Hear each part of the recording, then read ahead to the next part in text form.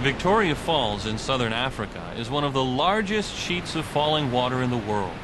It is rightly regarded as a natural wonder.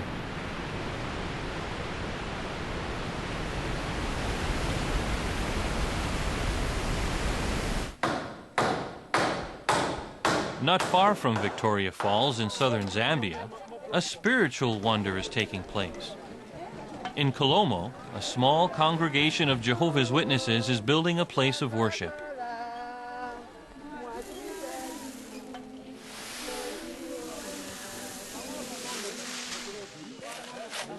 It is being built by a local, all-volunteer workforce.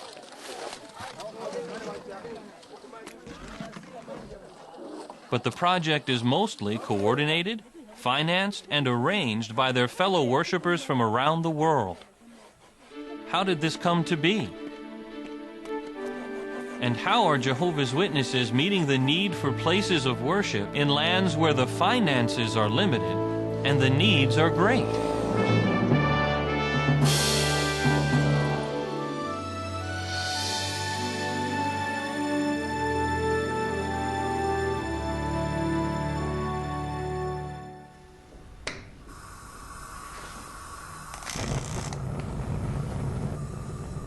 The fact that kingdom halls are needed has become increasingly evident.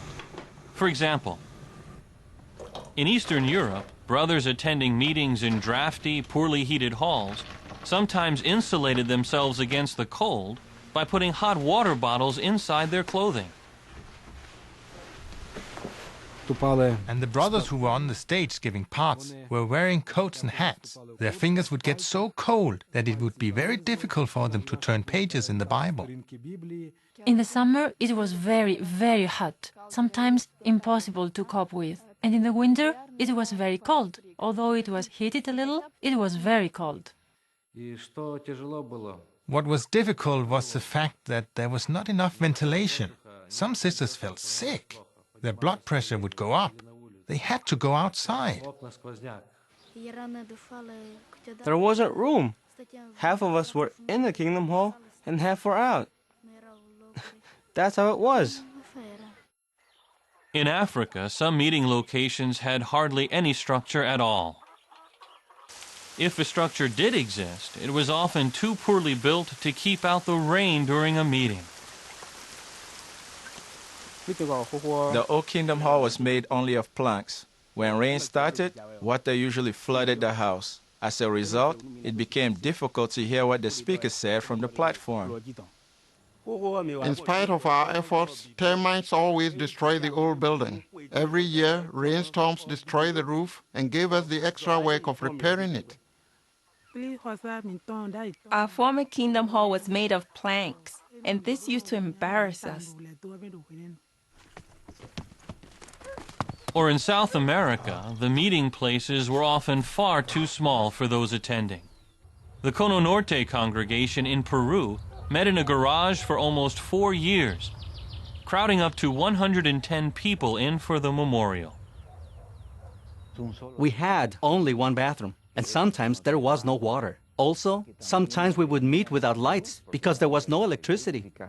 The hall is really too small. Each day it seems smaller. We're making the effort to cover and fix the roof because the rain is coming and we are going to get wet.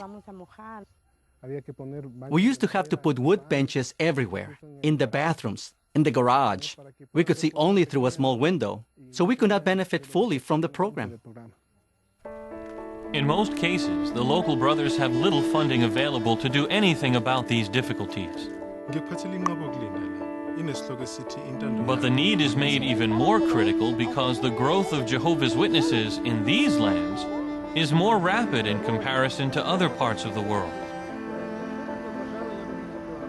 In a large number of developing lands during the decade of the 1990s, the number of Jehovah's Witnesses increased by 83%.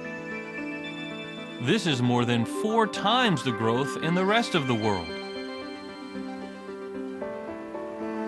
Adding to this, the dissolution of the former Soviet Union has made it legally possible to have kingdom halls in 20 additional countries.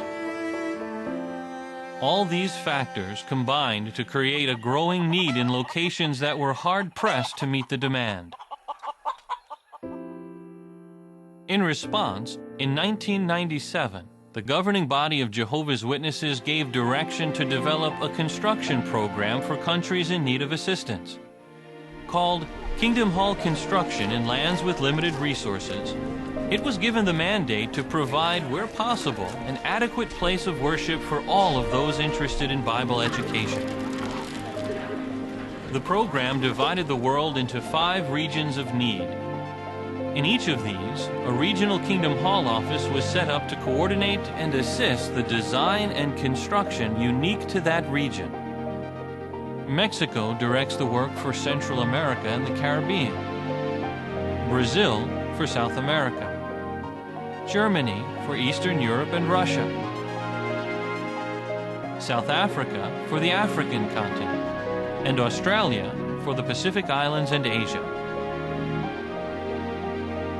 In total, there are some 60 branch offices involved, affecting over 100 countries.